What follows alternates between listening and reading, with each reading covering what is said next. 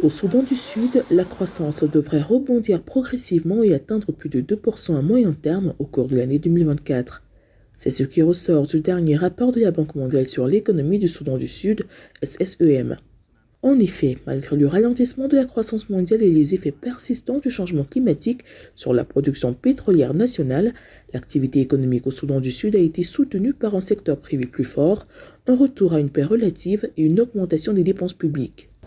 Depuis le début de la crise économique, le gouvernement a tenté de diversifier les sources de revenus pétroliers.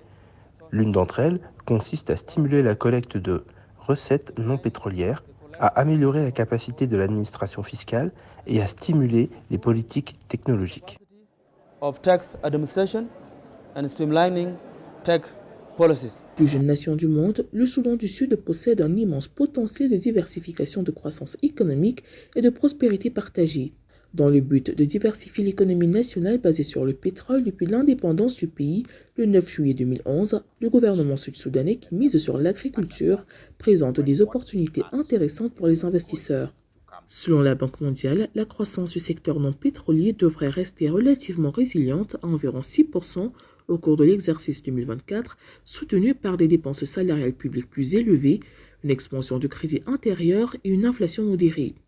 La production agricole devra également s'améliorer à mesure que les inondations s'estomperont. The government is putting considerable effort to Le invest. gouvernement déploie des efforts considérables pour investir dans le secteur agricole du Sud-Soudan.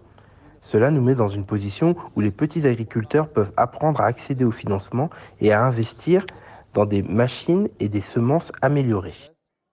To provide machinery and seeds, improve seeds, and to do the farming during this season. Pour que l'économie du Soudan du Sud prospère et serve sa population, la construction d'une économie plus résiliente passe par le développement de son secteur agricole et l'attraction d'investissements dans les secteurs non pétroliers, selon le gouverneur de la Banque centrale du Soudan du Sud, James Alish Karan. Cela nécessitera de continuer à se concentrer sur la création d'un environnement commercial stable et d'investir pour combler le déficit de financement en matière de climat et de croissance verte, estimé à 9,94 milliards de dollars par an sur la période 2020-2030.